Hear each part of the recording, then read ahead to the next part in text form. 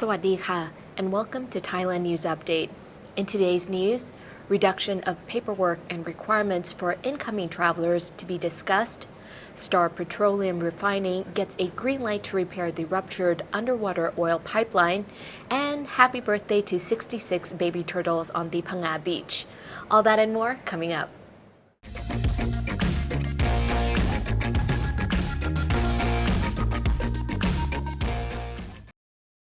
This Wednesday, the CCSA convened for yet another meeting to consider both lifting persistent local restrictions as well as reducing some of the paperwork and hassles for incoming travelers.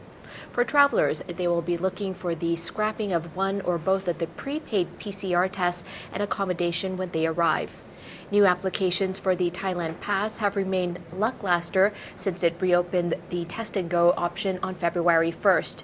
Meanwhile, the conundrum for the Thai government is the rising number of COVID cases, almost completely fueled by the Omicron variant, which continues to surge around the country, notably around Bangkok, Kanchanaburi, and Phuket.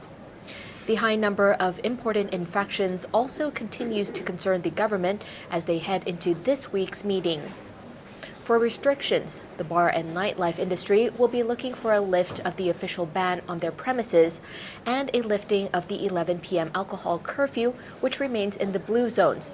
That's almost all of the touristy provinces around the country. And don't worry, because the Thaiger will bring you all the latest news from Wednesday's meeting room as soon as it comes out. New COVID infections have been sitting above 18,000 per day for the past 3 days, a full report at the end of today's bulletin. Thailand's Marine Department has finally granted permission for Star Petroleum Refining to start repairing the ruptured underwater oil pipeline at the offshore mooring platform off Rayong province. The decision, after several days' delay, was reached during an urgent Zoom meeting yesterday. The approved maintenance plan will consist of applying leak-stopping compounds, pumping residual oil out of the pipeline, and the use of special adhesive material wrapped around the 2 points of rupture in the pipeline. The Deputy Director General of the Marine Department says that all the repair work must be done under the supervision of experts from abroad and representatives from the pipeline's manufacturer. He also said that SPRC has prepared 3 response groups, one of which is responsible for laying 5 booms, each about 200 meters long, near the mooring platform. 10 vessels will be deployed to tow the booms to contain any further leakage of oil. Another vessel is equipped to trap submarine oil spills and pump it on board. Meanwhile, the Royal Thai Navy will place a vessel on standby to observe the repair and support operations with 24 drivers available to provide support. There have been 2 other leakages of oil since the first one in late January. Thousands of liters of oil have landed on a few of the province's beaches.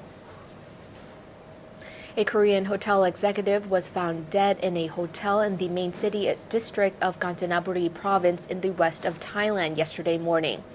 The medical team hasn't yet determined the cause of his death, and police say his body showed no signs of a struggle. The executive, Kim Kyung-chun, was 38 years old.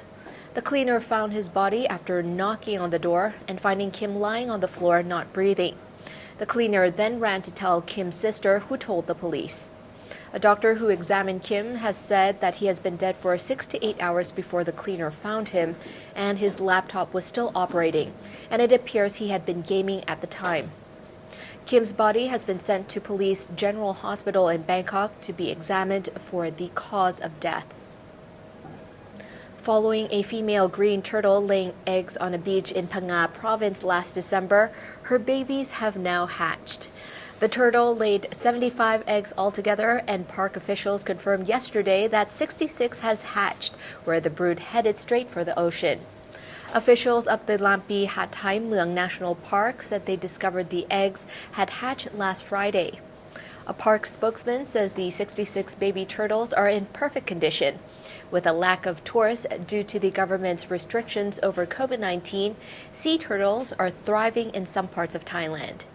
In 2020, 838 baby sea turtles hatched in Koh Samui, where their numbers had fallen drastically in the decade before. Empty beaches mean there is more nesting space and new hatchlings are safe and free to waddle out to the sea after they hatch.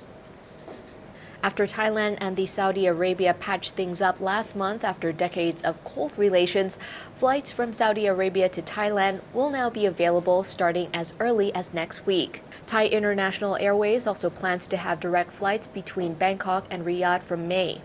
Thai tourism authorities have set a lofty goal of 20 billion baht from an expected 200,000 Saudi tourists this year. That's an average of 100,000 baht from each Saudi traveler. Thai workers are also being screened for jobs in Saudi Arabia. Prices for flights from Saudi Arabia to Thailand start from 12,850 baht. The two countries had a major breakthrough last month when they restored diplomatic relations 30 years after the infamous Blue Diamond Affair of 1989. That year, a Thai cleaner stole diamonds worth $20 million from the Saudi royal palace while the prince and his wife were on holiday. The cleaner hid the jewels in places he knew no one could find them and then shipped them in a cargo delivery to Thailand. Thai police eventually caught the cleaner, but strange things continued to happen. Saudi officials said 80% of the diamonds were missing, and the diamonds that had been returned were fake. Then a photo was published for a senior Thai official wearing a necklace that looked eerily similar to one of the missing Saudi necklaces. Following last month's arrest of 31 Burmese migrants trying to cross through Songkhla province into Malaysia, police have now caught a man suspected of trafficking them. Yesterday, police in Sadao district arrested Syed Ratdewa after finding him in a house he was renting. Police say they found that Syed was a job broker for migrants seeking jobs in Malaysia. Police also found a pistol and 33 rounds of ammunition, as well as a pickup truck and a mobile phone. The alleged smugglers involved in the operation were Thai, Malaysian, and Myanmar nationals. The 31 migrants they tried to smuggle included 25 men and 6 women. Police found them hiding in a ditch on a rubber plantation in Sadao district, about 1 kilometer from the Malaysian border. Once transported from the Burmese border to Sadao, they had been told to wait for help getting across the border into Malaysia. And now for a quick update on the COVID-19 situation here in Thailand. The CCSA has reported 18,883 new cases of COVID-19 with 32 new deaths.